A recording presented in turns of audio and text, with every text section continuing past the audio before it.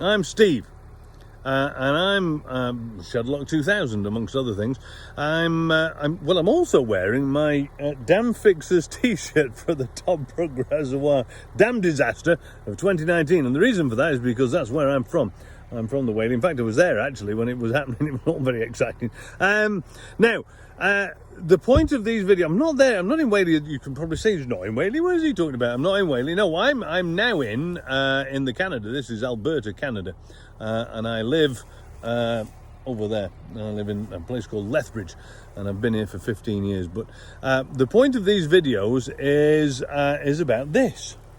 This is the Land Rover Defender 110, and I'm going to do a couple of videos on living with the Land Rover 110 and what it's like and how it is to use and operate and all these sorts of things, in the hopes that it might be some use to people that are interested in buying one, or perhaps somebody that's bought one already, and just share some thoughts and some ideas and some of the modifications that I'm doing. You'll see probably right here, one of the modifications I've done is to black out the bumper, and another one that's going to happen quite soon is I'm going to black out the wheels as well to match, to give me that stormtrooper look, because I was brought up in the era when Star Wars was a thing. Still a thing, I think, isn't it? Anyway, so this is Finn. This is my vehicle, Finn. The name comes from the Star Wars, the stormtrooper Finn. And was given to the car by a friend of mine, actually, Zach. Shout out to Zach Littlewood and Rich, who live up in, actually they live that way about 300 miles, 200 miles or something. So this is the point of the next few videos are going to be the Land Rover Defender and some thoughts about it. And please do subscribe to the channel if you're interested in learning a bit more about the Defender, or you think that I'm nuts and what am I going to come up with next.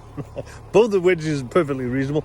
Now there's going to be when I get to figure out how to do it, there'll be a subscribe button. I don't know why you need to subscribe. You need to subscribe, I am told, to catch to make sure that you are made aware of when I release a new video. I don't know that many people will be wanting to, on the edge of their seats, waiting for Firthy's next new video.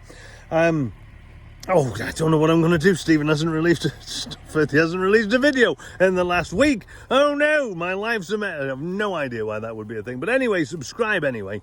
And give me the thumbs up if you like what I'm talking about. If you don't like what I'm talking about, well, I don't care. Basically, feel free to leave comments as well, I suppose, if that's a thing. Thoughts and feedback.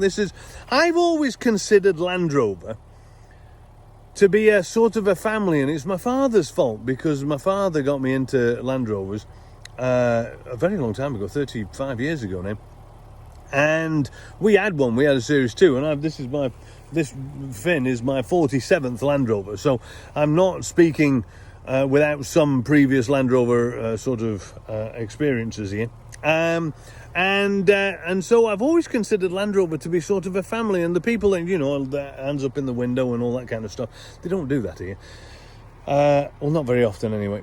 And so the part of the reason that I'm doing these videos is because I really kind of want to encourage some sort of family unity for Land Rover owners and those of us that are enthusiasts, I suppose is the word we'd use, isn't it?